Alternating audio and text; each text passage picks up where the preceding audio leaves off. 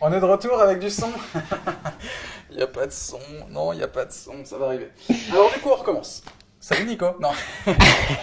Salut Romain. Alors comme je disais avant de comprendre qu'il n'y avait pas de son, je suis vraiment désolé. En fait, j'ai un gros problème de son sur Facebook Live. Déjà tout à l'heure, j'avais pas de son, c'est un peu. Mais tout va bien. Je suis ravi de t'avoir là. Donc comme je disais tout à l'heure, parce que du coup, t'es vraiment un connecteur sur la place de Paris et bientôt sur la place de Lyon, mais j'en suis sûr même en France. En fait, ce que j'aime bien, c'est que tu as la capacité de prendre des gens, comme moi, c'était à une époque, et de dire, bah voilà, toi, faut qu'on fasse des choses ensemble, et de connecter des gens, et de dire, oh là là, c'est hyper cool, faut que vous montiez des trucs, de m'envoyer des liens à n'importe quelle heure du jour et de la nuit pour dire, regarde, je suis persuadé que ça peut t'intéresser, et je suis persuadé que ça peut te permettre d'aller plus loin dans ta réflexion. Pour moi, tu es au-delà d'un connecteur, tu es un espèce comment dire, d'agitateur d'électrons et d'agitateur pour essayer de faire naître des choses. Et ce que j'aime dans ta démarche, c'est que ça fait des années que tu fais ça en fait. Et ça fait des années surtout que tu passes des week-ends entiers partout en France pour aller découvrir des nouvelles communautés, pour essayer de comprendre comment ça marche, essayer de comprendre comment est-ce qu'on fait du commun. Et je trouve que ce mot du faire du commun, il est hyper important aujourd'hui. Alors effectivement, il y a le contexte politique, il y a le contexte économique, bref, on a un contexte autour de nous. Et je trouve que parler de commun, c'est absolument vital.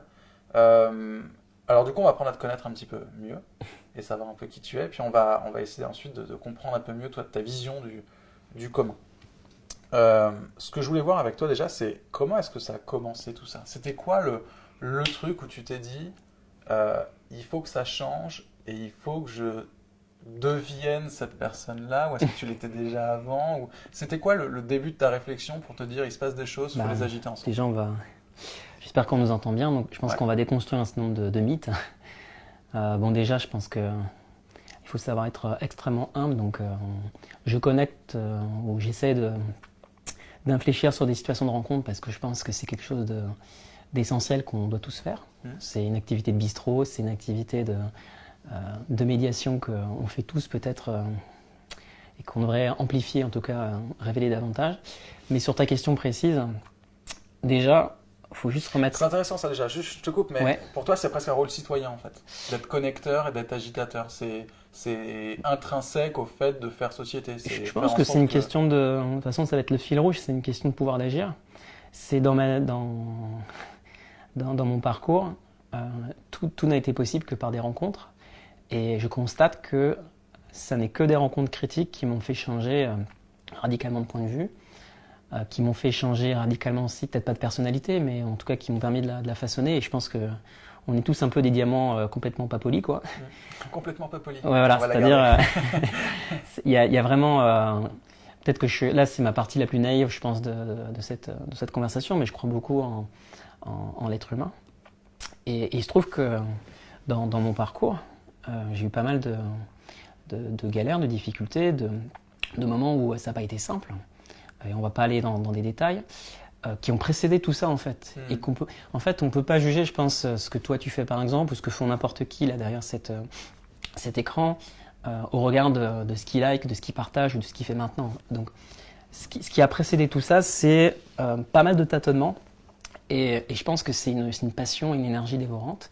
Et à chaque fois, des rencontres ont été décisives. Donc, je ne fais que reproduire et transmettre ce que d'autres m'ont transmis. Ça a été des personnes plus mûres, ça a été des personnes plus jeunes, c'était des personnes que j'ai pas toujours compris au début, qui m'ont aussi un peu tapé dessus et à qui je dois énormément. Et le but n'est pas de faire des dédicaces.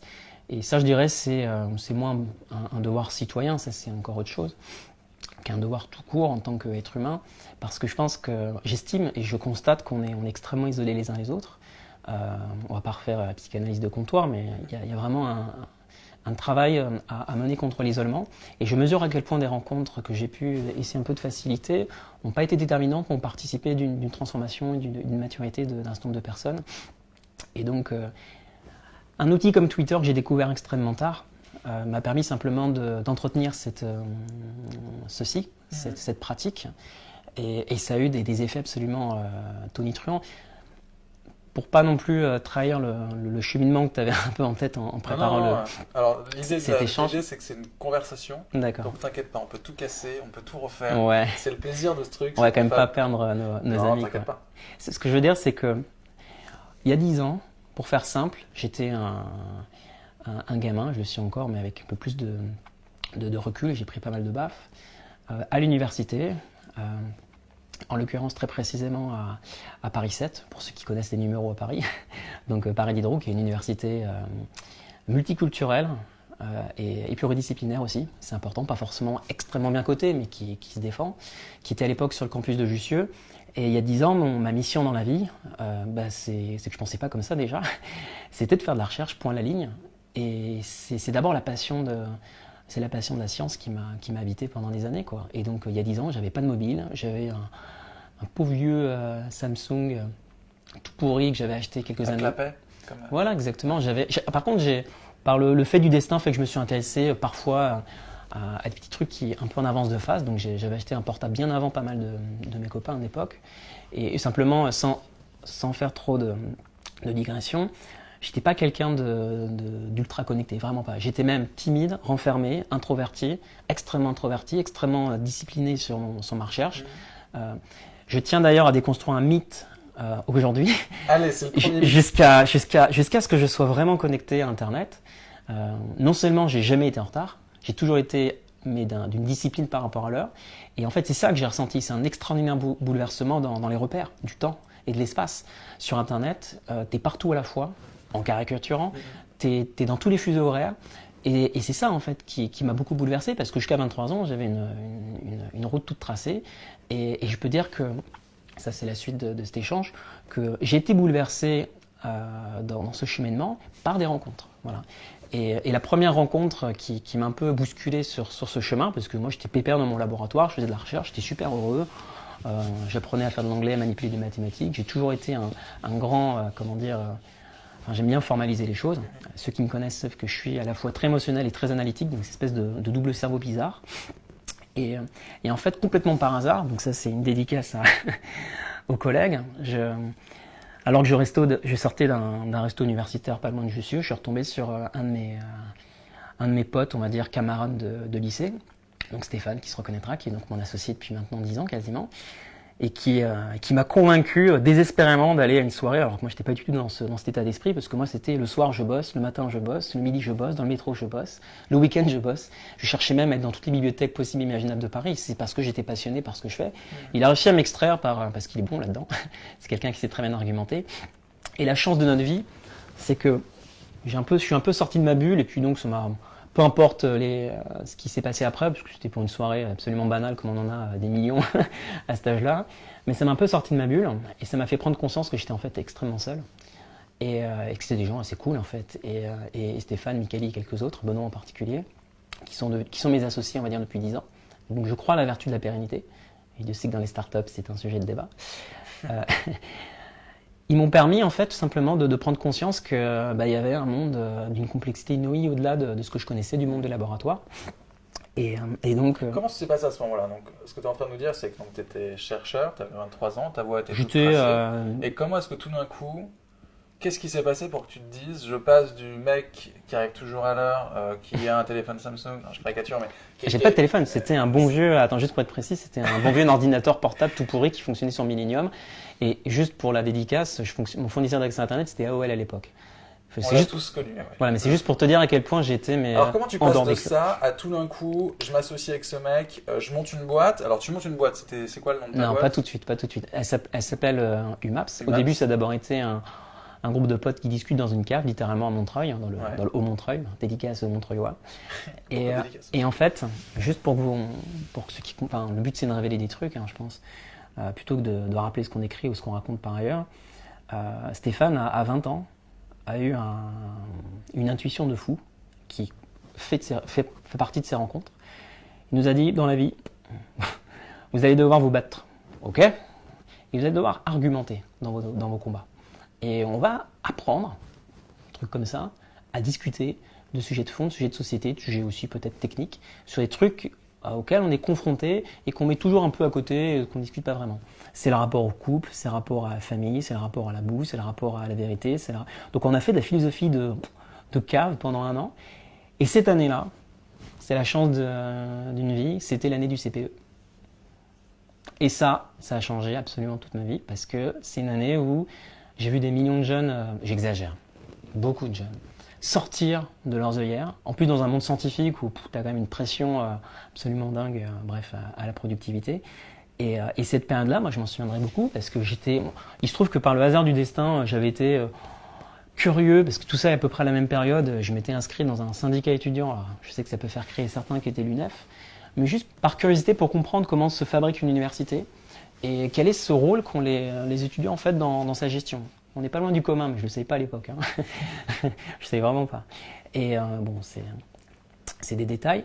Et le CPE, c'est dingue parce que ça a donné du sens à ce que Stéphane était en train de nous proposer.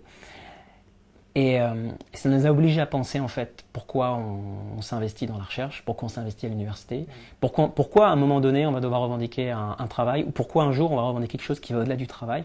Et c'est en fait mon fil rouge aujourd'hui. Hein. C'est que je pense que je déteste travailler. C'est pas ça en fait qui me guide dans la vie, c'est pas ça qui me pousse, et c'est pas ça qui m'a poussé quand j'ai fait de la recherche. Okay. C'est effectivement une curiosité insatiable et beaucoup de passion. Et donc simplement le CPE, c'est ce moment où tout d'un coup des centaines, des milliers, peut-être plus de jeunes ont été entre guillemets par circonstances un peu bizarres obligés de se parler, de discuter de choses qui parlaient pas. Et c'est comme ça qu'on a commencé à prendre du recul et à se dire ouais, peut-être des trucs intéressants à faire au-delà de notre engagement entre guillemets universitaire, académique ou de petits cons, on va dire. On a commencé à s'amuser à faire des films parce que Stéphane et Benoît Micali, qui sont mes collègues associés et amis, étaient des artisans du film. Tu sais, c'est l'époque où on commençait à avoir des caméras pas trop dégueulasses, des logiciels qu'on craquait pour faire des montages assez cool. En gros, c'est l'économie d'artisans. Et ça m'a plu, c'était des choses qui m'étaient extrêmement peu familières. Donc on avait déjà un peu fait ça plus jeune, mais c'était complètement dans d'autres circonstances. Et on s'amusait en fait à produire, entre guillemets, écrire des films scientifiques. Vraiment, ça pète, ça casse pas trois pattes et un canard.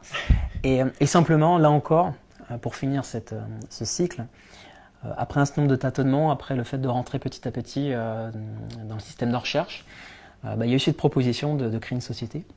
Et je peux vous dire que je peux te dire, que j'étais pas du tout préparé à ça. Et que créer une société, c'était pas du tout un truc que j'avais imaginé à aucun moment dans mon parcours de vie. On le comprend, c'est-à-dire de passer du mec qui est dans l'université, qui fait ses recherches, à tout d'un coup monter une boîte, avoir des associés, passer ses journées avec des experts comptables et des avocats, et puis à faire... On n'en était même pas là, parce que là, on était vraiment... Est-ce que tu peux nous parler du MAPS, du coup, aujourd'hui ? Ok. Aujourd'hui ? Parce que là, en fait, on va montrer le site de UMAPS, mais donc... Alors c'est vraiment la petite parenthèse. C'est, comme dirait non diplômé en tant que Stéphane, c'est un peu un petit bordel. Ouais. On a créé quasiment un projet, voire une marque, voire une société par an depuis 2009. Okay. On a été extrêmement, pas productif, mais porté vers l'expérience. Et c'est simplement, on va dire aujourd'hui, une forme, non pas de start-up studio, mais d'habitacle. Qui est physique, matériel et immatériel, puisque c'est aussi un réseau de contacts, de personnes et d'expertise. Donc on les voit là, les partenaires, donc c'est toutes les entreprises que vous avez créées, c'est ça, Lina ? C'est pas exactement des entreprises, c'est soit des marques, soit des groupes projets, soit effectivement des sociétés à part entière. Et je pense qu'il y a une version simple qui consiste à dire qu'en gros, notre job, pendant longtemps, ça a été de faciliter la sortie des laboratoires, que ce soit des concepts, des idées, de la connaissance, des savoir-faire, des talents. Je pense qu'on l'a pas trop mal fait et c'est pas, je pense, le cœur de l'échange. Et puis après, on a appris quoi. C'est-à-dire qu'en 2009, 2010, on a découvert la cantine, on a découvert plein de gens. C'était l'époque où Adopi, c'était l'époque un peu folle et hippie de ce qu'a été OVNI aussi, que tu connais juste merveilleusement bien. Et qu'on a pris ça en pleine face, comme on a pris le CP en pleine face, et qu'on termine simplement à mûrir. On a vu se complexifier et aussi se transformer le paysage parisien en peu de temps. On a vu la start-up mania nouvelle génération se déployer. Ouais. J'ai pris du recul pour m'investir dans des communautés plus militantes, techno-militantes, entre guillemets. Et je pense que c'est un peu plus ça que j'aimerais effectivement partager. C'est que je pense que je ne suis pas fait pour développer, entre guillemets, une activité business. Je pense que j'ai été associé à plusieurs d'entre elles. Moi, ce qui me passionne, c'est les gens. Et que ça soit une organisation profitable, non profitable, civique, ou que ça soit un collectif de fous furieux, je dis pas que ça change grand-chose, c'est que c'est ça qui me porte, donc ok, bon, cool. Par contre, je pense que le fait d'avoir fait une quantité juste dithyrambique de conneries et d'erreurs, et je pense qu'on en a fait ensemble pour partie, on a fait des petites bêtises, quoi, ça nous a permis de mieux comprendre le chemin à parcourir et de mieux comprendre, je pense, un truc qui nous obsède beaucoup, là, les curieux, les passionnés, là, comme dirait Steve Jobs à la belle époque, mais espèce de personnes dans les marges, entre guillemets, c'est comment on se permet d'assumer notre pouvoir d'agir et de transmettre et d'en faire quelque chose de profondément viral. Parce que ce qui est difficile, c'est de créer les masses critiques. Enfin, je veux dire, que ce soit pour une marketplace au sens strict, ou que ce soit pour un mouvement citoyen, comme on en a connu quand même un paquet pendant ces dernières années. Et Dieu sait qu'un certain nombre de personnes proches ont vu de près le mouvement Occupy, se sont investies dans le mouvement des indignés. Et ça, je pense que c'est des marqueurs. Et je crois que Elliot, qui est passé sur ce fauteuil, et Joris, voilà, ils ont chacun apporté un éclairage sur quelque chose qui nous dépasse tous, quoi. Donc moi, l'hypothèse que je fais, c'est qu'on va tous travailler ensemble et qu'on n'a pas le choix. C'est ça que je porte. Donc quand on se connecte, on renforce des liens, on renforce des synergies et on teste notre capacité à se faire confiance les uns les autres. C'est aussi simple que ça. Du coup, il y a un terme qu'on utilise depuis tout à l'heure, c'est le terme des communs. Mais finalement, c'est quoi un commun? Ça veut dire quoi, faire commun, en fait? Je te demande pas une définition universitaire, mais ça veut dire quoi? Parce que finalement, du commun, on en fait partout, tout le temps. C'est quoi la différence, du coup, avec ce que tu vis, toi, avec ces communautés? Question simple, réponse pas simple. Il y a plusieurs manières de répondre à cette question. Alors, je fais, on va dire, petit moment publicitaire.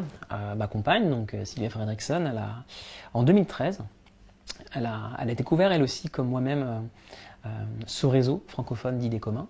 Et ça va nous permettre de répondre à la question. Et on a eu la même question que toi. On s'est dit, mais de quoi ça cause cette affaire? Qu'est-ce que c'est que cette histoire des biens communs? D'où ça vient? Quelle est son origine littérale? Et là, ça devient intéressant parce que le réflexe qu'elle a eu de chercheurs et des designers, c'est d'aller interroger les praticiens des communs, les militants des communs surtout, et de leur poser la question, pourquoi c'est quoi les communs? Et pendant 2 ans, elle a fait ça. Pendant 2 ans, elle a récupéré... Là, tu es en train de dire que la question que je viens de te poser, il a fallu 2 ans pour répondre. C'est surtout qu'il n'y a pas de réponse unique. C'est-à-dire que, et ça, je donnerai et partagerai les sources à qui le veut, si tu interroges 50 personnes qui s'investissent dans des formes de communs, tu as effectivement des rapports qui sont différents. Alors, ça ne veut pas dire qu'on ne peut pas apporter des lignes et des repères. C'est pas parce que tout le monde est différent qu'on n'a pas quand même justement des invariants, quoi. Grosso modo, moi ce que je trouve intéressant dans cette approche des communs, c'est que on est en train de toucher du doigt certaines limites qui sont propres au modèle de propriété. C'est-à-dire qu'on ressent, que ce soit dans le monde immatériel ou dans le monde matériel, un certain nombre de limites qui sont liées à l'obsolescence des produits, qui sont liées à le caractère reptilien de tout un ensemble d'organisations et qui sont profondément liées justement à notre manière justement de gérer ensemble une ressource, une forme de ressource. Ça, c'est ce que je qualifierais une approche orientée ressources. Donc, pour résumer, il y a des ressources et aujourd'hui, là où on pourrait en avoir une volonté de propriété, l'objectif est que ces ressources partagent à tout le monde. Donc, pour créer des choses ensemble. Ça peut être un espace physique, ça peut être un jardin comme à côté, ça peut être un espace immatériel comme Wikipédia, ce qui va effectivement ce qui va différencier cette culture des communs, cette approche, cette éthique des communs d'une approche privée ou d'une approche publique, pour être extrêmement caricatural, et Dieu sait que je marche sur des œufs, c'est que le référentiel n'est pas le marché, c'est pas le prix, c'est pas l'offre et la demande. Le référentiel, c'est pas cet état d'esprit peut-être un peu contemporain, public, faire pour tous. Et alors peut-être que c'est très français comme démarche, penser un modèle d'organisation qui va effectivement soutenir tout un chacun. Le commun, ce qui fait sa caractéristique, c'est qu'il est mutable, c'est qu'il est agile, c'est qu'il est itératif et qui se définit effectivement par ceux qui l'utilisent et ceux qui l'entretiennent. Dit autrement, c'est ceux qui entretiennent le jardin, qui en ont entre guillemets une forme, non pas de propriété, mais d'usufruit. Et donc, tu as des enjeux de renouvellement, tu as des enjeux de partage de l'information, de travail en réseau et qui sont profondément renouvelés depuis quelques années par la montée en puissance de ce qu'on appelait le numérique, de ce qu'on appelait Internet, de ce qu'on appelait le web, de ce qu'on appelait les médias sociaux. Et c'est en fait notre rapport à l'information qui est en train de muter petit à petit. Je veux que tu me parles de Notex. Ok, c'est bien vu ça maintenant. Bah oui, parce que du coup tu parles des communs, tu parles de la mise en relation et tu parles un peu aussi de Wikipédia. Vous avez fait une espèce de Wikipédia interne sous forme de forum qui était de se dire on va mettre en commun nos ressources personnelles pour en faire des choses. raconte-moi ça, et en toute transparence, ça va surtout me permettre de changer la batterie de ma caméra qui est en train de D'accord. prendre l'âme. Mais parle-nous de tout ça. Alors, c'est quoi les communs, c'est quoi Notex, et comment toute cette histoire a débuté pour cette volonté de dire on va mettre en commun tout d'un coup nos infos, nos ressources, nos pensées. Alors, en cours, Notex, c'est un site web qui a vécu entre 2009 et 2013, qui existe toujours, en tout cas qui en a laissé des traces. Et l'idée initiale était vraiment très naïve, c'était d'accompagner nos productions cinématographiques, visuelles, d'un ensemble de ressources complémentaires pour venir enrichir le point de vue, enrichir la curiosité de ceux qui y sont intéressés. Rien d'extraordinaire et de nouveau. C'est ceux qui sont intéressés. C'est ceux qui sont amenés, par exemple, dans un lieu de culture. Ça peut être un musée scientifique comme le Palais des Découvertes, à découvrir une vidéo et aller approfondir sur un site web adapté un sujet. Et non pas se perdre, mais se permettre de naviguer dans une arborescence de ressources. Et juste pour essayer d'être extrêmement clair, ça nous a surtout permis de nous faire une culture web. C'est-à-dire que contrairement à la perspective qui consiste à partir d'un framework, à construire par-dessus, à se concentrer effectivement sur l'expérience utilisateur, on a fait, je pense, toutes les erreurs du monde, c'est-à-dire qu'on a voulu construire notre propre moteur, on a appris à faire du web, on a désappris, on a réappris, on a très vite compris qu'autour de la ressource, c'est surtout dans notre capacité à traiter des sujets, donc sous un angle éditorial au travers d'un blog, qu'on allait apprendre, et petit à petit, ça a bougé en fait, c'est-à-dire que d'un réseau, entre guillemets, de culture scientifique sur le web, Dieu sait que c'est caricatural, on s'est intéressé à quelque chose qui avait beaucoup plus d'intérêt et qui était clairement plus stimulant, qui était la dynamique des communautés. Et à l'époque, on était naïf, encore une fois. C'est-à-dire qu'on a senti que, au-delà des réseaux scientifiques, les sociétés savantes, on va dire, il y avait plein de manières de s'organiser et plein de manières de militer, plein de manières de faire de l'argent, plein de manières de produire des biens culturels. De faire comment Oui, de faire commun. Mais attention, encore une fois, il faut être extrêmement réservé sur cette notion. Et je pense qu'on... On revient, parce que c'est la première partie de... Voilà, il y a vraiment matière à clarifier ce dont on parle. Dans le cas de Notex, c'est surtout ça a été un contexte d'apprentissage. Et ce qu'il faut retenir, je pense que c'est ça, c'est que ça a été un bac à sable dans lequel on a expérimenté des pratiques. Voilà, c'est ça Donc on a expérimenté la pratique de la curation, on a expérimenté les pratiques liées à Twitter qui se sont petit à petit révélées dans des situations événementielles. On s'est intéressé à des stratégies de mobilisation de savoir-faire dessiné dans des cadres d'événements, puis dans des contextes pédagogiques. Et tout ça, en fait, s'est ramifié, diversifié pour partie dans d'autres sociétés ou dans d'autres marques. C'est un peu comme ça qu'on s'est intéressé à la cartographie des réseaux, pour pas dire des communautés, parce qu'on portait des intuitions. Encore une fois, on a fait un nombre incalculable d'erreurs dans nos postulats de départ. On s'est attaché à des postulats qui étaient absolument pas vérifiés. Et j'en retiens vraiment l'expérience que sans être un scientifique dans l'âme, c'est très très facile de penser, d'imaginer, d'interpréter, de spéculer. J'exagère. En tout cas, peut-être que c'est très français, mais il y a cette tentation d'imaginer et de penser, et Dieu sait qu'elle est noble. Mais quand on est amené à développer quoi que ce soit qui engage des pratiques, il y a un effort. Et cet effort est conditionné justement par des observables qui peuvent être en partie mesurés. Donc il y a tout un ensemble d'outils qui permettent de le faire. Et là-dessus, on a appris vraiment sur le tas, quoi. Et donc Ouais, pour résumer, ce que tu es en train de dire, c'est en France, on a tendance à, en gros, faire des études dans tous les sens pour comprendre ce qui se passe. Et en fait, il n'y a pas meilleure étude que d'être sur le terrain et de voir. Je caricature. C'est dur. Mais finalement, ce que tu as appris, tu l'as bien dit au départ, c'est que toi, tu as une formation où excuse-moi du terme, tu bouffais du livre dans les bibliothèques pour essayer de comprendre comment ce monde fonctionnait. Et tu as eu dans cette deuxième phase une volonté, ou en tout cas une possibilité de découvrir le réel, qui t'a permis aussi de faire des constatations et des analyses que tu n'aurais pas pu faire ou que tu aurais pu faire différemment. Oui, il y a de ça. Je ne veux surtout pas infléchir ce que tu dis. C'est liberté à chacun d'interpréter. Je pense que le but, c'est aussi de semer des cailloux. Mon point, c'est que on a dépensé du temps, d'énergie et de l'argent. J'ai investi, entre guillemets, le peu d'argent que j'avais à l'époque dans ces expérimentations. C'est pour ça que j'ai réussi à expérimenter. Ça aussi, c'est un message que j'aimerais transmettre, c'est que ayant un peu de sous de côté pour un certain nombre de circonstances, on a pu éprouver nos caprices.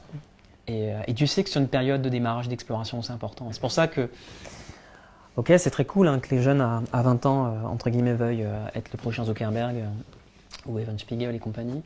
Mais je pense que mon éthique, en tout cas, c'est de pousser à l'expérimentation. Et si j'ai les moyens de soutenir financièrement en termes d'énergie quiconque a envie d'expérimenter, après on ne le fait pas n'importe comment, c'est ça, mais il faut le faire, quoi. Je pense qu'il y a quelque chose de cet ordre. Et c'est cette culture-là en fait qu'a UMAPS. C'est-à-dire qu'on oublie la boîte, on oublie l'organisation, on oublie les enjeux de positionnement. C'est des personnes, hommes, femmes, qui partagent effectivement une certaine frustration par rapport au quotidien, qui sont frustrés, c'est un grand mot en tout cas, qui se sentent contraints et qui ont appris à être malins dans l'effort. Et le commun, en fait, pour moi, je tire les choses par les cheveux, mais c'est aussi une autre manière de faire ensemble.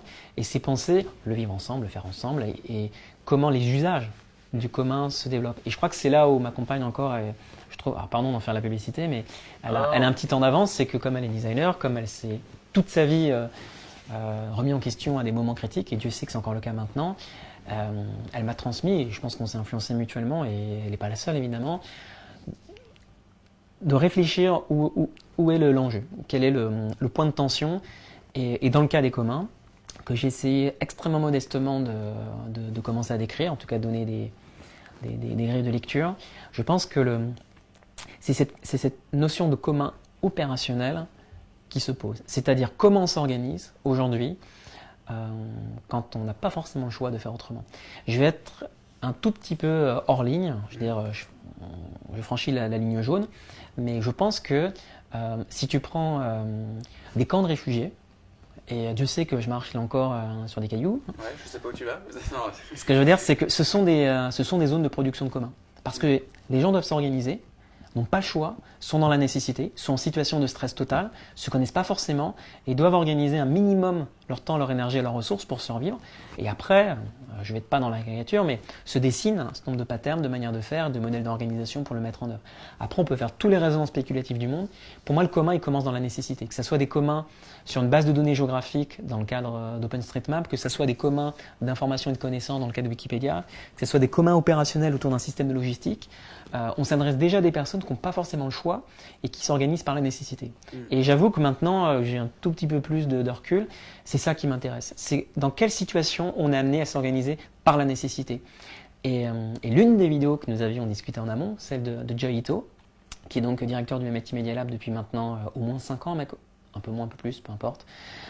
Ce que je retiens de ces écrits, de ses intuitions, une personnalité hors norme depuis 20 ans, qui a toujours eu ce petit coup d'avance, c'est qu'il fait la démonstration dans l'une de ses interventions sur un TED Talk, que quand il y a eu la crise de Fukushima, c'est pas les autorités, c'est pas les acteurs privés qui ont bougé.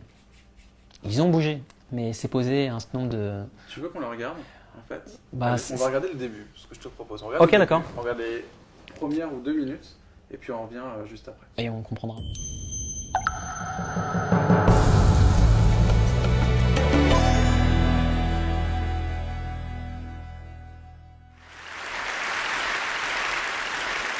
On March 10th, 2011, I was in Cambridge at the MIT Media Lab, meeting with faculty, students, and staff, and we were trying to figure out whether I should be the next director. That night, at midnight, a magnitude 9 earthquake hit off of the Pacific coast of Japan. My wife and family were in Japan. And as the news started to come in, I was panicking. I was looking at the news streams and listening to the press conferences of the government officials and the Tokyo Power Company and hearing about this explosion at the nuclear reactors and this cloud of fallout that was headed towards our house, which was only about 200 kilometers away. And the people on TV weren't telling us anything that we wanted to hear. I wanted to know what was going on with the reactor, what was going on with the radiation, whether my family was in danger. So I did what instinctively felt like the right thing, which was to go onto the internet and try to figure out if I could take matters into my own hands. On the net, I found there were a lot of other people like me trying to figure out what was going on.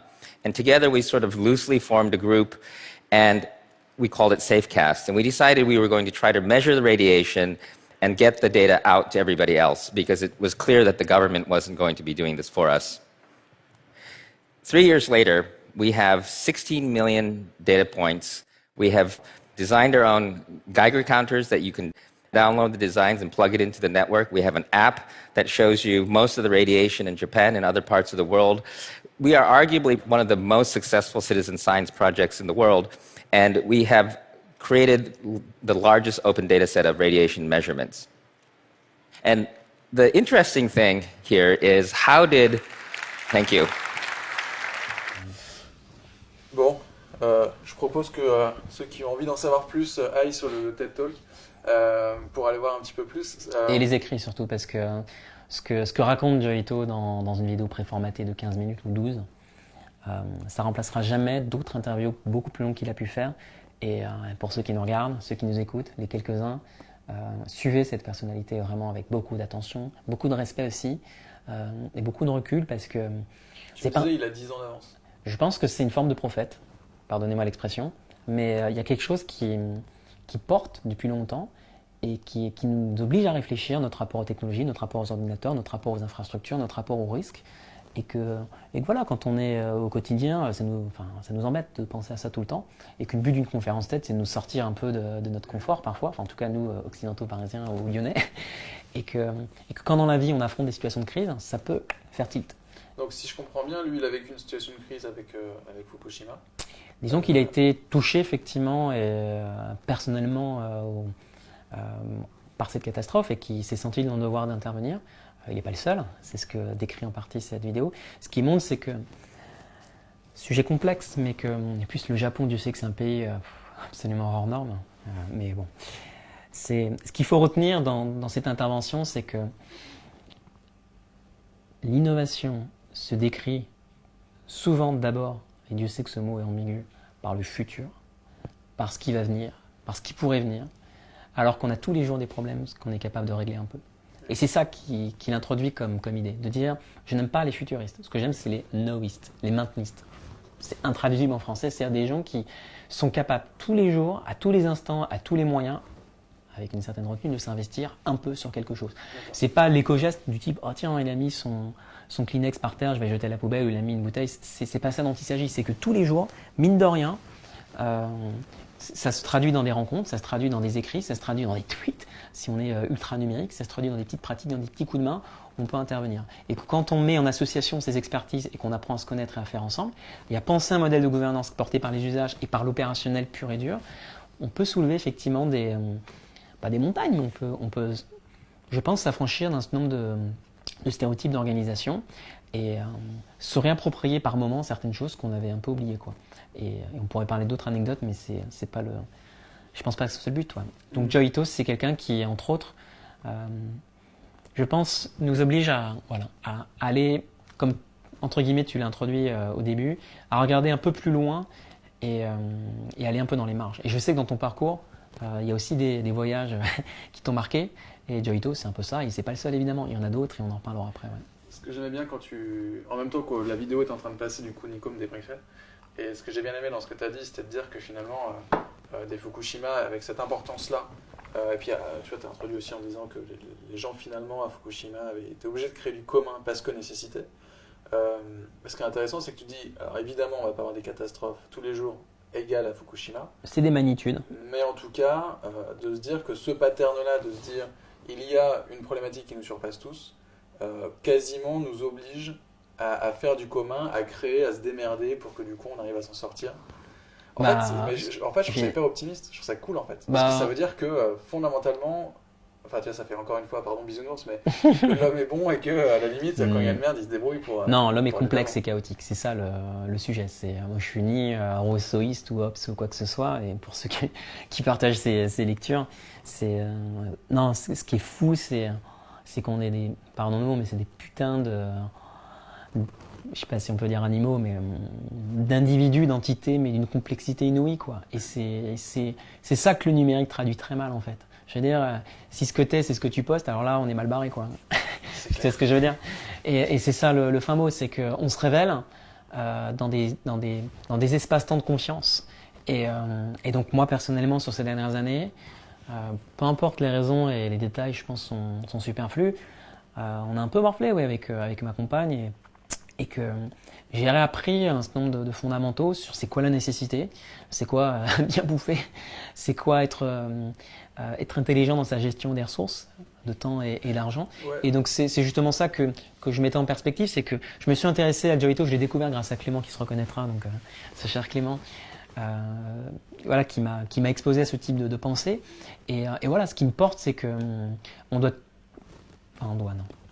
J'aimerais beaucoup mettre en pratique ce qui pour moi est important, c'est participer à des efforts collectifs qui permettent de résoudre des problèmes sur lesquels ni la puissance publique ni les acteurs privés ne sont en capacité d'investir ces champs-là. Et pour un certain nombre de raisons structurelles qui tiennent à notre rapport à la confiance. Et il y a un certain nombre de situations dans lesquelles on ne peut pas attendre de l'État un certain nombre de choses et on ne peut pas attendre du plus puissant des puissants acteurs économiques certaines choses. Et aujourd'hui, si on voulait construire effectivement, enfin, dans le cas de Fukushima, une base de données qui permette d'avoir une idée du niveau de radioactivité, ben, il me semble, et sans trahir le secret de quoi que ce soit, que, en tout cas Joyto l'exprime bien, ben, il a fallu le faire, quoi. Il a fallu se retrousser les manches. Et ce que je dis, c'est que simplement, dans nos vies de tous les jours et dans nos territoires, c'est ça qu'on est en train d'affronter. J'ai appris aujourd'hui une statistique qui m'a un peu ébouriffé, mais à vérifier, mais que grosso modo, la moitié de la population française, je ne sais pas si tu vois un peu le chiffre, grosso modo se démerder avec à peu près 20 000 euros par an, quoi. Donc c'est en gros une médiane. Et bon, simplement, je me suis dit... C'est un chiffre de l'INSEE ou c'est un chiffre qui m'a été confié par un entrepreneur qui s'intéresse à des enjeux de distribution alimentaire et qui en gros se dit, bon, on se fait pas un peu couillonner par tout le monde dans cette affaire, en gros, pour faire vite. Et simplement, il détecte et il essaye de s'intéresser à des phénomènes latents. Ce qui décrit, enfin, je veux dire, au-delà du chiffre, c'est que on est exposé à une instabilité personnelle et citoyenne qui effectivement, je ne sais pas si elle va grandissante. Qui nous oblige à sortir du cadre et qui nous oblige du coup à penser différemment. J'ai bien aimé en fait ce que tu as dit tout à l'heure sur le fait que en fait, fondamentalement, la question qui t'avait un peu retourné, qui t'avait permis de changer les choses et de passer de ta vie de chercheur à ta vie définitivement de curieux. Curieux, c'était de se poser la question du pourquoi. Et juste de se remettre en cause et de se lever tous les matins en disant en fait pourquoi je fais ça et remettre en cause les institutions dans lesquelles on est. Et je trouvais ça. Alors, pas exactement, si je puis me permettre. Ouais, alors, c'est très personnel. Je complète, en tout cas d'avoir un recul sur ce que tu veux dire. Alors, je me permets de. Alors, vas-y. Je complète. Cette question du pourquoi, je sais qu'elle a été très popularisée par l'auteur de la théorie du Why, How, What. Simon Sinek, qui a fait un TED Talk absolument dithyrambique et vu comme jamais. Incontestablement, il y a cette question de la cause en fait qui nous gouverne. Oui, un système universitaire. Dans le cas de Paris 7, moi je me suis intéressé aux sciences de la Terre, donc les mathématiques, la physique appliquée, la compréhension de notre climat et de tout ce qui permet en partie l'extraction ou la préservation de la planète, pour être hyper caricatural. T'es pas amené à penser à pourquoi tu fais ça. C'est un truisme, c'est une évidence. Tu es amené à penser les outils, à penser les moyens. Je veux dire, jusqu'à preuve du contraire, dans la théorie de l'impact, tout entrepreneur qui soit, il réfléchit énormément et beaucoup aux moyens et il est très très peu de marge de manœuvre pour réfléchir au pourquoi et donc aux causes, quoi. Ce que j'appellerais les nécessités, tu vois, les instances, ce qui nous pousse à agir, ce qui nous pousse à faire certaines choses qu'on ne devrait pas faire parce qu'on sait très bien que ça va nous mettre dans la merde ou dans des situations un peu baroques. Et finalement, on se sent dans l'obligation de faire. Alors, je ne vais pas aller dans la polémique sur le fait que certains, par exemple, ont accueilli des migrants à domicile, que ça leur a posé un certain nombre de difficultés. Je me sens incapable de faire ça. Je veux dire, rien d'extraordinaire. Mais ce qui m'a permis de prendre du recul, pour de vrai, c'est pas vraiment les causes. C'est que simplement, j'ai mis en perspective un contexte dans lequel j'avais des potes avec qui je sentais qu'on pouvait faire énormément de choses, sans lesquelles le destin n'était pas tracé. C'est-à-dire, c'était la possibilité d'aller dans l'inconnu et justement d'aller bien au-delà de ce qui est possible. Et dans le cas d'un modèle de contrôle, parce qu'un modèle de recherche, c'est un modèle qui contrôle aujourd'hui, mais peu importe, beaucoup seront en désaccord. Je pense pas que tu aies beaucoup de liberté de penser. Je pense pas qu'il y ait beaucoup de liberté de moyens. Je pense pas que tu aies beaucoup de liberté aussi de mobilité. En tout cas, c'est extrêmement contraint. Et sans faire, je veux dire, une critique facile, parce que ça demande beaucoup de subtilité, c'est surtout, t'as pas le choix, quoi. Moi, ce que j'aime dans ces 10 dernières années, c'est que même si j'ai pris les plus gros gadins et pas facile, je me suis investi dans des dispositifs de communauté, dans des aventures que je regrette pas, mais que je regarde avec une certaine réserve, et j'en parlerai, je pense, peu. Je suis quand même super content de les avoir mis en œuvre. Et c'est ça, en fait, qui me pousse, c'est-à-dire avec qui je le fais. Donc, quand tu me dis au début, bon, tu es un super connecteur, c'est juste que quand tu aimes les gens et que tu es, hélas, généreux, ou heureusement, je pense que c'est assez naturellement, tu es incliné à les soutenir, à les pousser, et ils te poussent aussi. Ce que j'ai appris avec le temps, c'est la réciprocité. Voilà, c'est tout. C'est en gros avec qui pour qui tu bosses, enfin avec qui tu t'investis, dans quel contexte tu le mets en œuvre. Et ce que j'ai appris, je te dis, c'est à non pas exiger, mais à regarder avec beaucoup de discernement la réciprocité. Donc ce que tu fais, je veux dire, je pense qu'on s'entraide un peu quand même tous les deux. Et le but, c'est vraiment non pas de sortir du marché, je veux dire, il ne faut pas être naïf, c'est de créer tout un ensemble d'interstices de réciprocité, de confiance. Voilà, c'est ça dont on parle. Le commun, ce sont des interstices de confiance, pour moi. C'est comme ça que je l'entends. Je veux dire, un jardin partagé, dans l'absolu, je veux dire, ça ne me fait pas, entre guillemets, bander de faire pousser des salades. Par contre, je sais que un tout petit peu se poser des questions sur d'où vient la bouffe, mine de rien, quoi que tu en dises, ça va être important.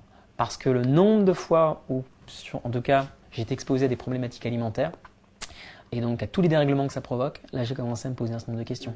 Le nombre de fois où j'étais confronté aussi à des questions sur mais attends, mais là ce qui est à côté de nous, ça appartient à qui? Dans quelles circonstances effectivement je veux dire, la valeur est distribuée, c'est juste ça, quoi. Est-ce que le commun, ça peut être aussi un enjeu de réappropriation? On va dire dans la théorie, bien sûr, mais moi je regarde le commun par la nécessité. Okay. Moi ce qui m'intéresse, c'est quand on n'a pas le choix. Et quand on n'a pas le choix, c'est qu'on est sur des enjeux de survie. Et ce pas le choix, c'est les maladies orphelines. Ce pas le choix, c'est quand je veux dire, t'as pas de revenus, t'es isolé. Vaut mieux avoir un petit contexte quand même favorable pour t'aider. Le cas de Fukushima est un exemple d'une magnitude 9, on va dire. C'est que s'investir devient une nécessité, quoi. Et c'est pour ça que les tiers-lieux ou ces environnements de réorganisation sociale, ce sont des indicateurs de société qu'il faut regarder avec beaucoup de recul, beaucoup de retenue et je pense d'humilité. Je veux dire, c'est un truisme, c'est une banalité, quoi. Il y a un nombre incalculable de personnes, quel que soit le bout du spectre, que ce soit des milléniums, des générations Z ou génération alpha ou génération Bac plus 24, qui sont pas bien, quoi. Et c'est facile à dire, c'est facile à décrire. Et je l'ai vu dans tous les contextes parce que la maladie que j'ai de cette suractivité que j'ai un peu moins maintenant, d'avoir été un pied dans un parti, un pied dans un syndicat, un pied à l'université, un pied dans une école de commerce, un pied dans des trucs complètement différents que sont les hackerspace, c'est que j'ai vu des gens qui ont tous des malaises et qui, de par leur origine multiple, le traitent de façon différente. Le tiers-lieu, c'est ce que devrait être un bistrot quand il fonctionne. C'est juste que le nombre de bistrots s'est écroulé en un demi-siècle en France et que c'est un indicateur extrêmement alarmiste. Et ça, bon, j'ai pas les chiffres exacts pour le coup, mais des lieux de sociabilité, Dieu sait que c'est la base, quoi. Donc tu prends un bistrot dans un territoire qui est un peu en souffrance, tu crées un certain nombre d'activités et tu développes un petit club de réflexion et déjà je pense que tu résous pas mal de problèmes, quoi. Bon, facile à dire, difficile à faire. Je passe un peu du coq à l'âne, mais tu as dit plusieurs fois le mot de sincérité, de transparence, dans les petits... pour simplifier un peu les thématiques, parce que c'est toujours très compliqué de simplifier une conversation qu'on va avoir, il y a une question, et tu vois pourquoi je dis on passe du coq à l'âne, parce que voilà, on passe à autre chose, Okay. Mais ça reste dans du commun. Je veux qu'on parle des blockchains. Merci Romain. Je vois qu'il est 19h45 et on va pas faire trop long là-dessus. C'est donc l'instant blockchain C'est l'instant blockchain parce que ok, d'accord. En fait, il y a plusieurs choses. À la fois, j'ai l'impression qu'on dit tout et n'importe quoi sur les blockchains et du coup, toi qui es un expert du sujet, avec d'autres, j'ai envie que tu nous en parles pour expliquer très rapidement, si on peut le faire, ce que c'est. Et quand je t'en ai parlé pour préparer l'émission, tu m'as dit, et en même temps les blockchains, en gros c'est déjà fini. Ou je sais plus comment tu me l'as dit, mais en gros je sentais bien que c'était un peu le... Tu peux aller sur le site de Cell Labs, si l'aventure tu l'as en vignette, ouais. Je crois que tu l'as. Et en gros l'hypothèse de... Alors donc ça c'est une boîte que tu as montée avec Clément. Ce serait tellement simple. Non, pour l'instant c'est on va dire c'est une organisation encore en démarrage. Dont le statut légal et dont la forme est encore en train de se faire, qui est supporté en back-office par UMAPS. Cell Labs est un front. C'est un peu un studio de R&D qu'on a construit un peu par le coup du sort avec Clément, parce que c'est d'abord une histoire de rencontre. Et si tu cliques sur le petit bouton à gauche, Alors en fait, c'est Ah, tu peux pas cliquer? screenshot. Autant pour Tu moi. vois, d'ailleurs, on voit que je suis en train d'éteindre. Mais En gros, tu arrives sur un document qui n'est ni plus ni moins que le titre de ce site web mal fagoté, qui est en gros de dire bon, blockchain c'est le doigt, il faut regarder la lune, il faut regarder ce qui est au-delà, quoi.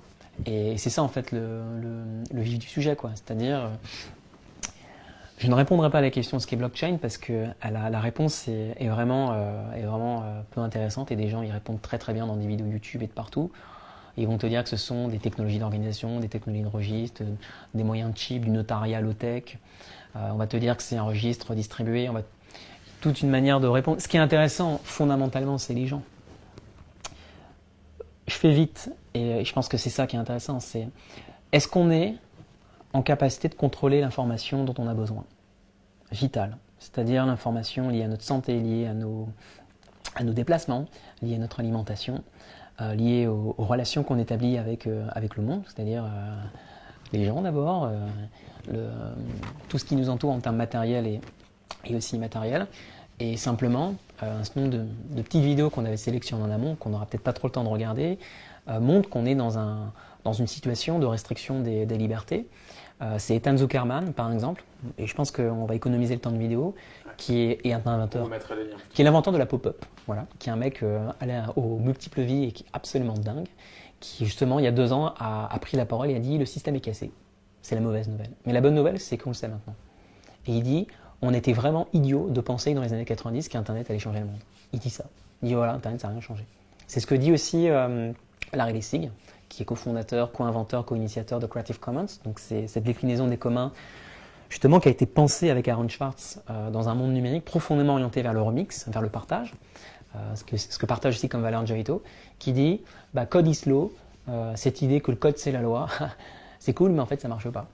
Ça marche pas. C'est-à-dire que oui, ça décrit une certaine réalité, mais non en fait. On ne peut pas exclure et ne pas penser des interactions fertiles, fécondes entre le monde de la loi, tel qu'on le pense de façon canonique depuis un paquet d'années, si ce n'est pas des siècles, et ce monde des algorithmes. Et c'est ça le sujet. C'est dans quel cadre de confiance apaisé on est capable d'interagir entre des gens qui pensent, font et fabriquent les algorithmes, et d'autres qui pensent effectivement, entre guillemets, la loi, les règles, qu'elles soient visuelles, empiriques, qu'elles soient canoniques, naturelles. Et il donne un certain nombre d'exemples dans une conférence qu'on avait sélectionnée ensemble. Et blockchain, il dit, c'est effectivement la continuité d'un long combat, en fait, d'une longue conversation sur le statut de la propriété, sur à qui appartient l'information. En fait, ce que tu es en train de me dire, je te coupe un petit peu, mais ce que tu es en train de me dire, c'est que finalement, le blockchain en tant que technologie ou en tant que blockchain ça n'existe pas. Ça n'existe pas, ou en tout cas, c'est pas fondamentalement ce qui est intéressant. Je vais me faire tailler en pierre. Non, mais on comprend ton point de vue, ça existe. Mais l'objectif est de se dire plutôt, toi, ce qui t'intéresse, et je le comprends, c'est de dire finalement, c'est quelle vision politique et quelle vision presque de société cela nous amène à réfléchir. Je vais aller un peu plus loin, puisque de toute façon, c'est le temps qu'on a, et on va dire c'est le temps du big picture, entre guillemets, en tout cas de la pensée long terme. Il y a une panne de pensée politique pour moi.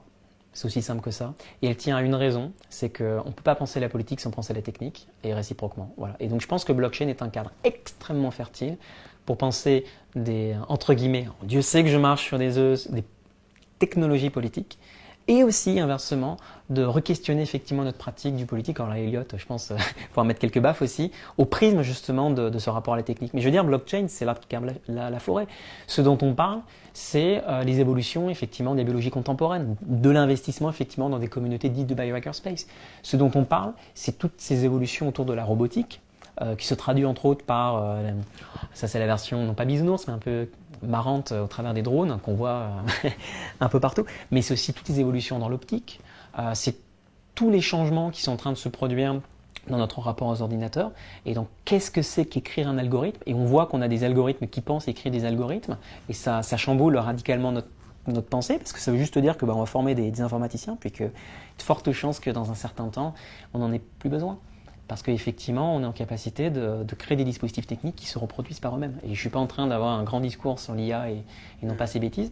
Et donc simplement, c'est ça. On va rentrer dans un monde de sérendipité où l'intelligence des machines va commencer à challenger.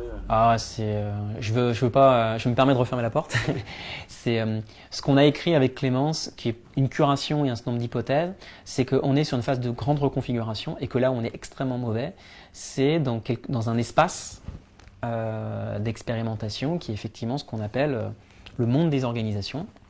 Qui dit organisation dit marché, qui dit organisation dit infrastructure, dit logistique, qui dit organisation dit opérationnel.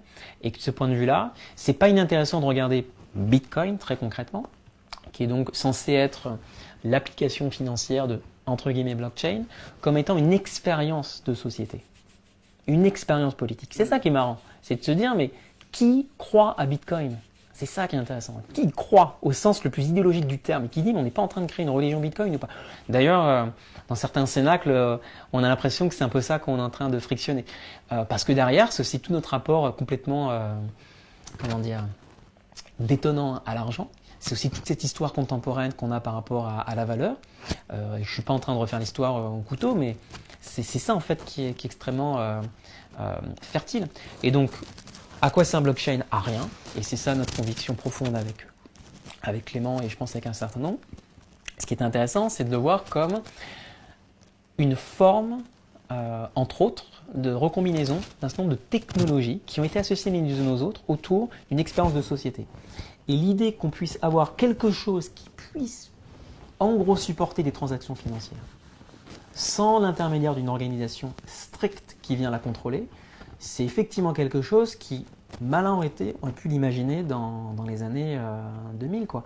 Mais quand tu interroges effectivement le passé et l'histoire, évidemment qu'il y a plein d'antécédents et que c'est cette histoire-là dont on parle. Quelle est la grande histoire? C'est l'histoire de l'information, c'est l'histoire de l'informatique, c'est l'histoire de la computation. C'est ça qu'on est en train de vivre. C'est que ton Mac, là, je veux dire, sa capacité de traitement de l'information est absolument dingue. D'ailleurs, en parlant de ça, continue. Par rapport à, tout ce qu'on a pu connaître par le passé et que c'est un peu perturbant l'expérience, mais le gros du sujet, c'est que on est dans un monde d'ordinateur et c'est ça qui est effectivement comment on fait de la politique, comment on s'organise dans un monde d'ordinateur. Quand on dit machine, donc on parle. Politique appelle le fameux logiciel politique, de repenser la structuration du système d'information. Enfin, je pense que c'est un leurre pour personne que, je veux dire, une société comme Google ou Facebook sont des entreprises politiques. Enfin, je veux dire, Peter Thiel qui s'engage. Là, je troll un peu, mais... Peter Thiel, donc, qui est un des cofondateurs de PayPal. Donc, qui est cofondateur de PayPal, qui est cofondateur de Palantir, qui est connu pour tout un ensemble de prises de parole assez radicales, qui a écrit un bouquin qui est canonique, de 0 à 1, que tu dois avoir sur tes étagères. Et qui, Dieu sait, peut être inspirant pour beaucoup et qui raconte des petites anecdotes. Ah bah non, attends, c'est flou. Let's go.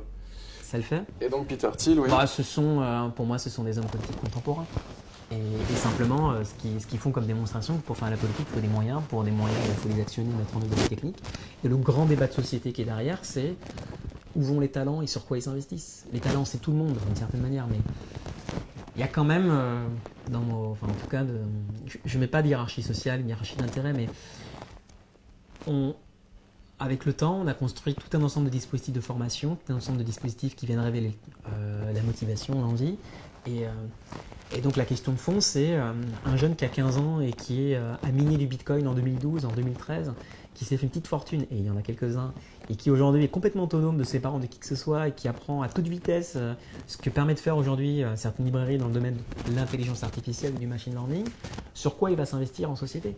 Qu'est-ce qu'on lui propose comme cadre? Quand tu lis Marc Andreessen, quand tu écoutes Peter Thiel ou quand tu vois Elon Musk, effectivement, il y a une inspiration, une grande inspiration. Que fait un homme ou une femme politique aujourd'hui? Je pense qu'Eliott y répond mieux que moi, mais il gère ce qu'il peut. Comme il peut, et moi j'ai connu entre guillemets tous les échelons.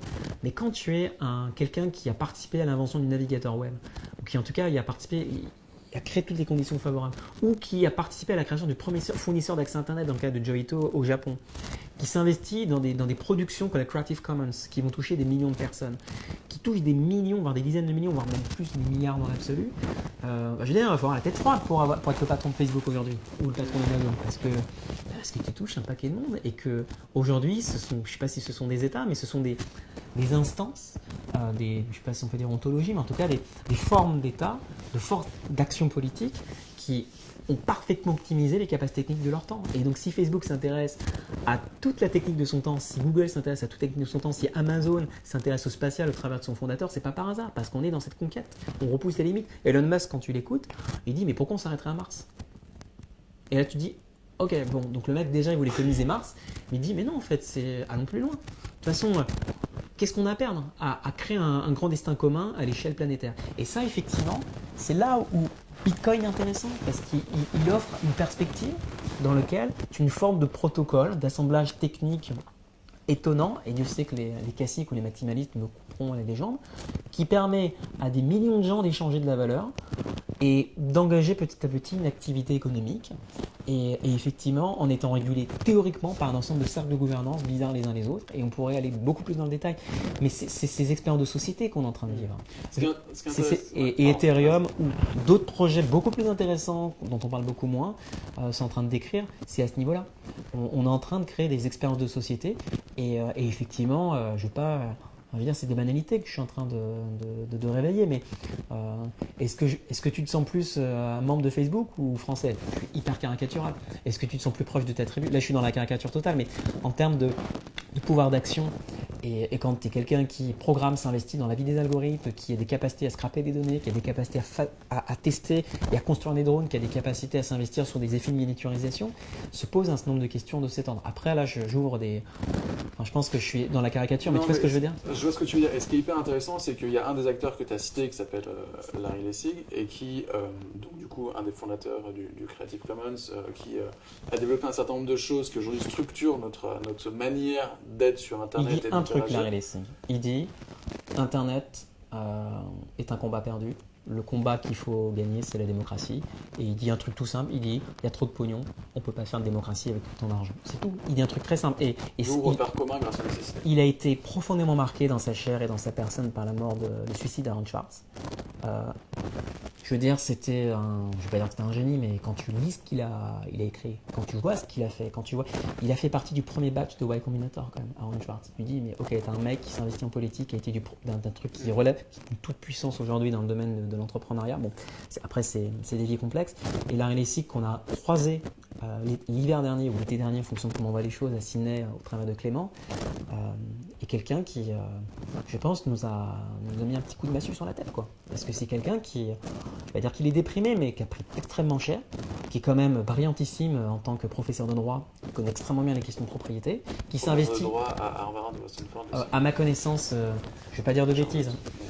Donc, en tout cas, dans une très grande école américaine, et donc c'est... dans l'épicentre intellectuel, peut-être pas du monde, mais au moins de l'Amérique du Nord, je veux dire, c'est une zone, Harvard, Cambridge, MIT, qui effectivement est une zone intellectuelle absolument faux folle.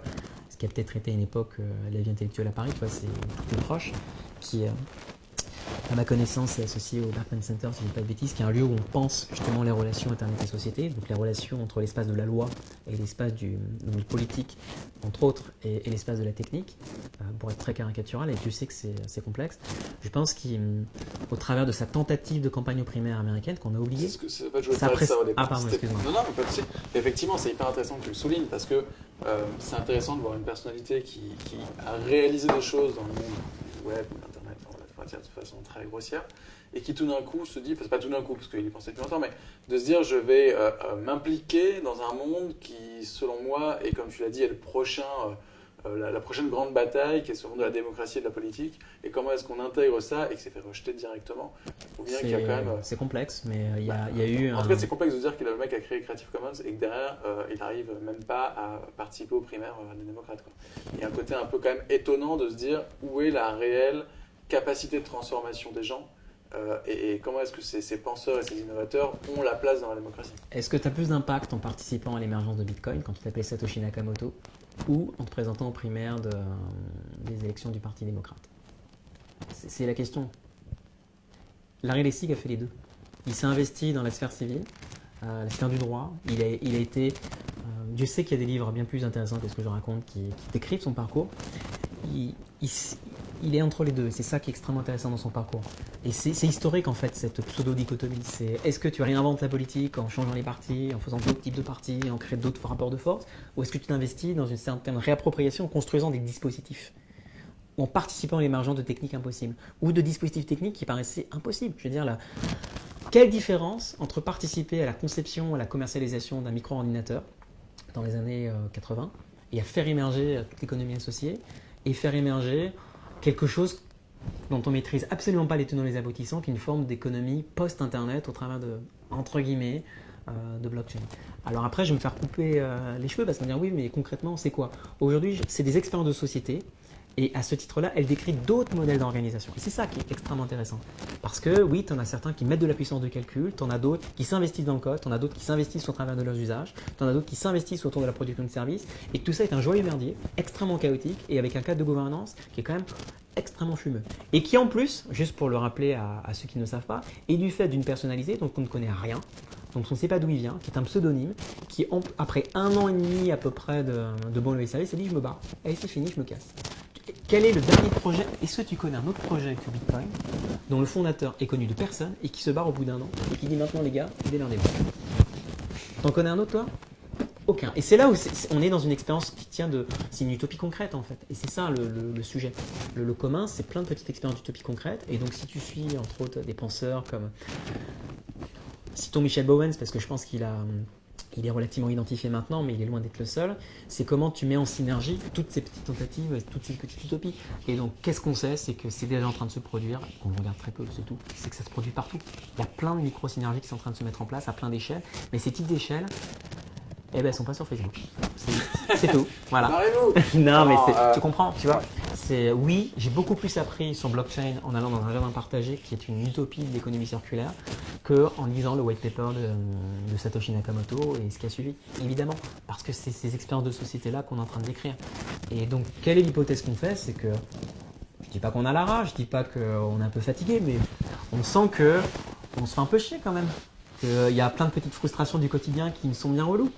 Quand on va dans une supérette à côté, quand on est amené à suivre certaines règles et qu'on répond, je sais pas, à un appel d'offres et qu'on se fait taper sur les doigts pour certains, quand on est amené à subir certaines règles arbitraires dans le domaine scolaire, je veux dire, quand tu as eu un 0, quand tu as eu ta première dictée parce que tu étais mauvais en orthographe, eh bien c'est ça l'expérience de société qu'on essaie de créer, ou c'est plutôt de créer un contexte dans lequel il y a juste pas de zéro et qu'on crée des contextes dans lesquels on se fait confiance pour apprendre ensemble. C'est une banalité quoi. C'est juste que à chaque fois que tu peux un peu avancer dans cette direction et que tu te renforces mutuellement, tu progresses. Qu'est-ce que j'essaye de dire là, c'est juste pour pas te perdre, c'est que chaque porteur de commun est un peu isolé en fait paradoxalement et que le but du jeu c'est de créer des situations, encore une fois c'est de la connexion, c'est de créer des synergies. Donc je réfléchis plus en business model, je réfléchis plus en business plan, je réfléchis plutôt en synergie, en complémentarité et je pense qu'effectivement on a tout un arsenal de technologies assez anciennes qui ont une longue histoire qui viennent supporter ces démarches. Exemple,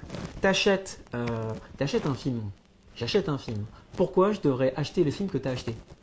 C'est con, tu as un fichier numérique et j'ai un fichier numérique. On peut se l'échanger, tu vois ce que je veux dire? Ah oui, c'est-à-dire qu'on a c'est-à-dire qu'il mais... n'y a aucune différence. Enfin, j'essaie juste de partager que créer ou mettre en œuvre des démarches, je veux dire, qui permettent de partager des ressources numériques. Je veux dire, on est des animaux sociaux, quoi. Je veux dire, on est profondément guidé vers ce désir de partager des passions. Alors après, on peut le contester dans les faits, et que les modèles d'organisation qui le supportent sont effectivement très très bêtes et méchants. Donc ça, je pense que c'est acquis. Mais mon point, c'est que il y a peu de différence pour moi en termes d'instance entre ce qu'ont été les expériences du peer-to-peer ou Napster et ce qui a suivi 15 ans plus tard au travers de ce qu'on appelle entre guillemets blockchain, qui est un nom qui a une histoire. On sait qu'il a employé pour la première fois, après un certain nombre de temps quand Bitcoin était mis en œuvre. Il n'était pas dans le papier de Satoshi Nakamoto, ce papier qui décrit en fait ce système de cash pair à pair, parce que c'est ça en fait l'essence de Bitcoin.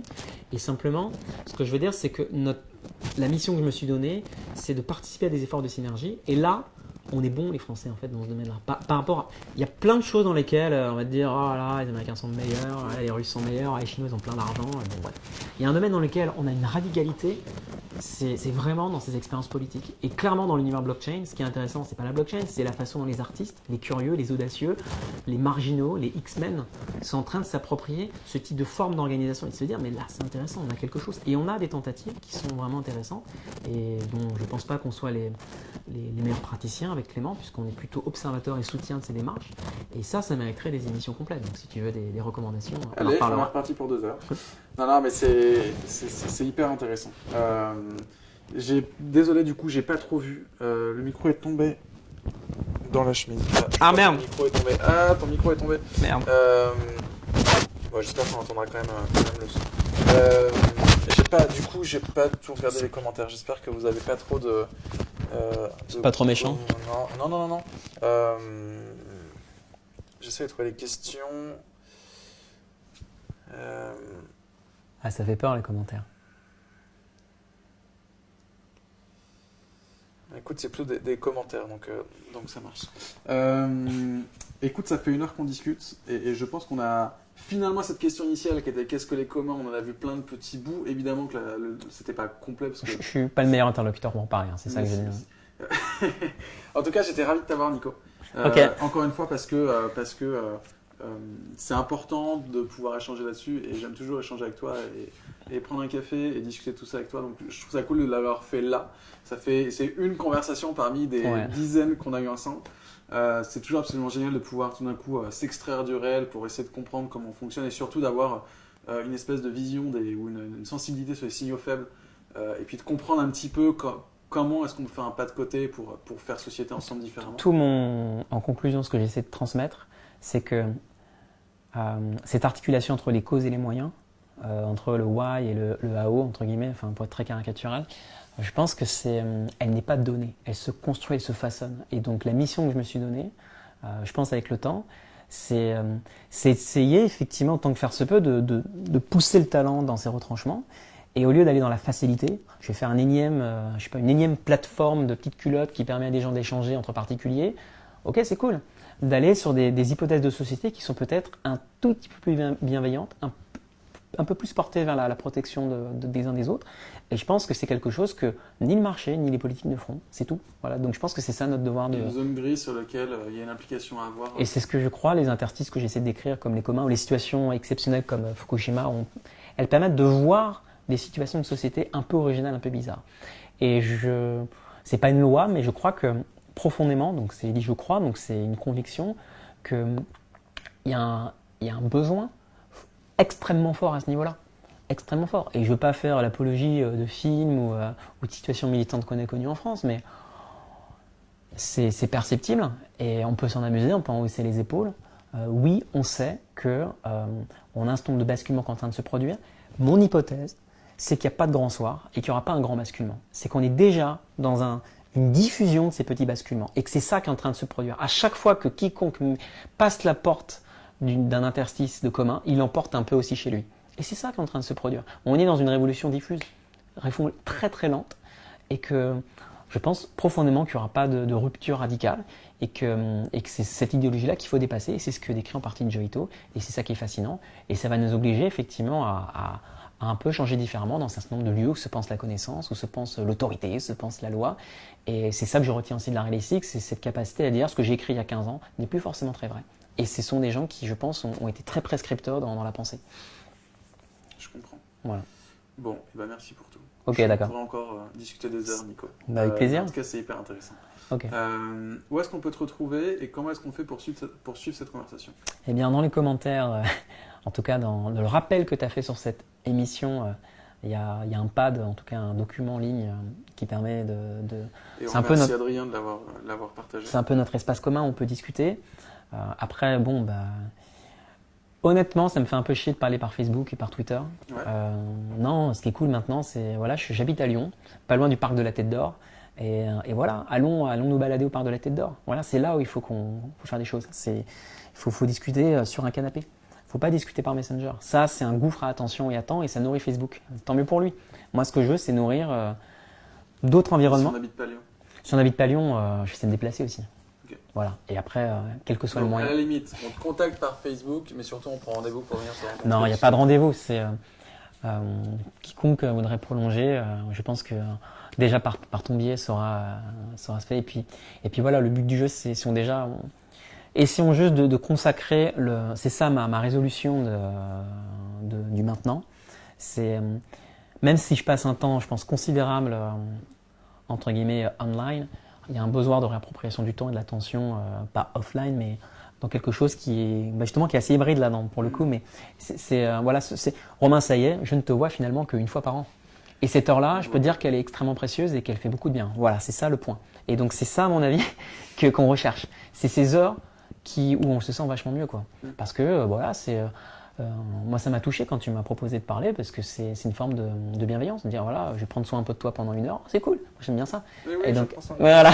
Et donc, évidemment. et je pense que c'est ça qu'il faut proposer, de dire voilà, si vous souhaitez d'un côté comme de l'autre, et c'est une réciprocité qu'on reprenne connaissance l'un l'autre, c'est top et c'est ça qu'il faut produire. Et quiconque s'intéresse au commun, s'intéresse au blockchain, s'intéresse à ce qu'on appelle les technologies émergentes, s'intéresse au phénomène entre guillemets ou la culture des communautés et surtout des communs, même si je me répète, n'ayez peur, les ressources c'est pas ce qui manque. Par contre, dépassez la ressource, allez voir ceux qui les ont construites. Donc Joe n'est pas inaccessible, c'est quelqu'un qui peut être rencontré au MIT Media Lab. Si Clément Épier, qui est vraiment incroyable par tous aspects, a pu créer une amitié avec lui, c'est parce qu'il s'est permis d'aller le rencontrer. Et c'est ça en fait l'audace. C'est tellement beau. Allez, on s'arrête là-dessus. Ça marche. Merci pour tous. Merci pour tous. Non, merci pour tout. Et merci à tous. Et on se retrouve la semaine prochaine. Et la semaine prochaine, on sera avec Élise Nebou. Génial. Élise, qui est actuellement au Nouma, qui a beaucoup collaboré au développement des startups et de leur accompagnement avec le Nouma. Et qui est en train de lancer un incubateur dédié qui s'appelle Les Mots. Et du coup, ça a intéressé de comprendre comment est-ce qu'elle va créer un lieu dédié aux mots, dédié à la parole. J'ai plein de trucs à lui soumettre. Eh bien écoute, on va en parler, en tout cas dans la semaine prochaine, Élise. Et puis nous, on se retrouve sur les réseaux, voilà, si vous avez des questions ou autres, n'hésitez pas. Et puis ce que je vous propose, c'est que je vais faire un petit live dans une petite heure, ou une demi-heure, on verra, juste pour vous montrer un peu le setup, parce que du coup j'ai fait une première vidéo tout à l'heure, qui n'avait pas de son, encore une fois, une vidéo qui n'avait pas de son. Donc du coup voilà, je vais la refaire et je vais vous montrer un peu comment on fonctionne et comment on fait pour faire cette émission. Allez, go. Merci à tous, des bisous et portez-vous bien et faites attention Coucou. à ceux qui sont proches de vous. Ciao.